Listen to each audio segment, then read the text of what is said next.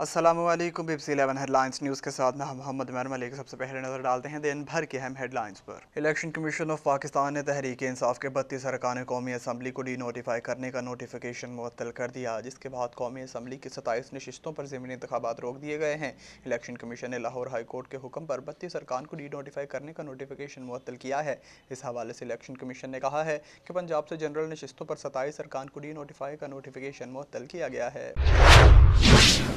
वज़ीर-ए-आज़म शहबाज शरीफ से army chief और DGI-SI ने मुलाकात की, जिसमें मुल्क की सिक्योरिटी अमूर पर तबादला ख्याल किया गया है। तफसीलात के मुताबिक वज़ीर-ए-आज़म शहबाज शरीफ से army chief general Asim Munir और DGI-SI ने वज़ीर-ए-आज़म हाउस में मुलाकात की है। मुलाकात में मुल्क की सिक्योरिटी सूरत हाल पर तफसीली तबादला ख्याल किया गया है। पाकिस्तान तहरीक इंसाफ के चेयरमैन इमरान खान ने ममनुआ फंडिंग केस में फॉरेन एक्सचेंज एक्ट के तहत दर्ज मुकदमे में शामिल तफ्तीश होने के लिए वफाकी तहकीकाती एजेंट से FIA को खत लिख दिया है। इमरान खान ने FIA को खत अपने वकील सलमान सफदर के जरिए अरसाल किया है, जिसके साथ तहरीरी बयान भी मुंसलिक किया गया है और इसमें FIA से इस्तदा की गई है कि वह फॉरेन एक्सचेंज एक्ट के तहत दर्ज ममनुआ फंडिंग केस में शामिल तफ्तीश करें। कराची से हमारे नुमाइंदा जावेद इब्राहिम मंगी की रिपोर्ट शामिल करेंगे। मॉडल कॉलोनी कासिमाबाद में वाक़या निजी स्कूल में 5वीं क्लास का तालिब इल्म शदीद ज़ख्मी हो गया।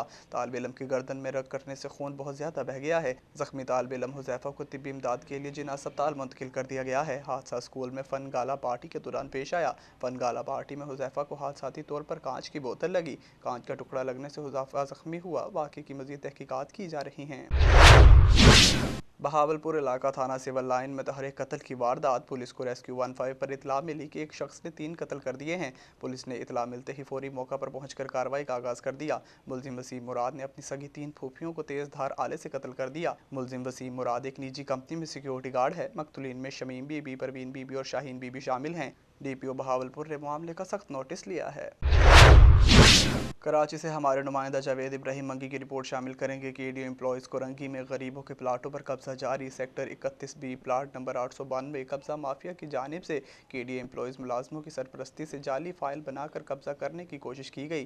ज़िला कोरंगी में बड़े पैमाने पर लैंड ग्रैबर सरगर्म हैं और गरीब प्लाटों से महरूम हो रहे हैं। माफिया और राशि ऑफिसर दिन ब दिन माला माल हो रहे हैं। अमेरिका ने क्यूबा में वाक़या बदनाम ज़माना गोंतानामो बे जेल में कैद 2 भाइयों को पाकिस्तान मुंतकिल कर दिया। गैर मुल्की खबरसां इदारे रॉयटर्स ने पेंटागन के हवाले से बताया है कि गोंतानामो बे जेल से 2 पाकिस्तानियों को इनके मुल्क भिजवा दिया गया है। पेंटागन की वेबसाइट के मुताबिक अब्दुर्रहीम रब्बानी को अलकायदा के लिए सहूलतकारी, जबकि इनके भाई मोहम्मद अहमद गुलाम रब्बानी को अलकायदा के अहम रहनुमा को माली और सफरी सहूलत फराहम करने के इल्ज़ाम में 2002 में गिरफ्तार किया गया था। साबिक chairman Pakistan cricket board PCB Rameez Raja ने स्विंग के सुल्तान वसीम अकरम से हिसाब चुकता करने की ठान ली है। तफसीलात के मुताबिक वसीम अकरम साबिक चेयरमैन PCB रमीज़ राजा की पॉलिसीज़ पर सख्त तनकीद करते रहे हैं, जबकि पाकिस्तान सुपर लीग PSL की सीज़न 8 में कराची किंग्स को मुसलसल शिकस्तों के बाद इन्हें हिसाब चुकता करने का मौका मिल गया है। खबर शामिल करते हैं तांदलेवाला से हमारे नुमाइंदा ज़मीर हैदर कमियाना की रिपोर्ट के मुताबिक, जहां अल अशरफ वेलफेयर फाउंडेशन की तरफ से इज्तिमाई शादियों का एहतमाम किया गया, जिसमें गरीब और यतीम बच्चियों की शादियां करवाई गईं, जिसमें बतौर मेहमान खसूसी साबिका MPA जाफिर अली होशा ने भी शिरकत की। फाउंडेशन की जानिब से बच्चियों को जहेज़ और मैरिज हाल में बारातियों के खाने का एहतमाम किया गया।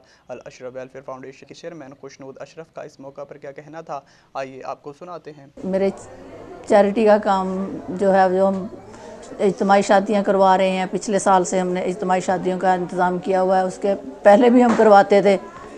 इसके अलावा पानी का इंतज़ाम है, फ्री मेडिकल्स हैं और तालीम का भी सिलसिला शुरू किया हुआ है। हमने फ्लड ज़दगान के लिए भी हम उधर सिंध में सामान लेके गए थे और अब एक स्कूल खोला है जिसमें जो मुस्तहिक लोग हैं, जो अफोर्ड नहीं कर सकते, गरीब बच्चे हैं, उनके लिए फ्री एजुकेशन होगी।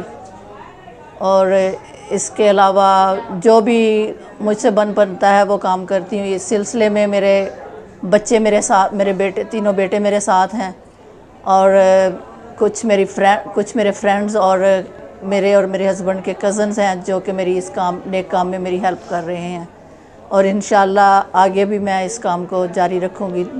आप लोगों, अगर कोई लोग इस फाउंडेशन की मदद करना चाहते हैं तो वो मेरा भाई मेरे साथ काम करता है, आप उनसे भी कांटेक्ट कर सकते हैं। इसके अलावा रमज़ान में भी हम काफ़ी काम करते हैं और वहाँ सहरी और अफ्तारी का इंतज़ाम होता है।